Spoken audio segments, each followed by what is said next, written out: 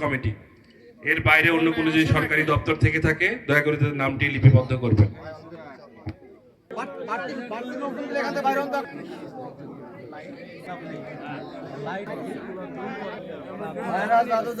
এবং সকল দপ্তর প্রধানগণ সকলকে অনুরোধ করব আপনারা ব্যাংক নবাবগঞ্জ শাখা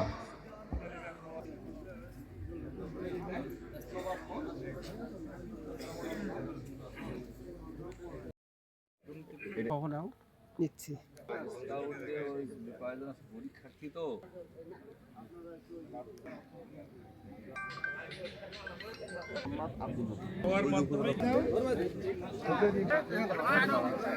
হলেই হলো সাহেব কোথায়?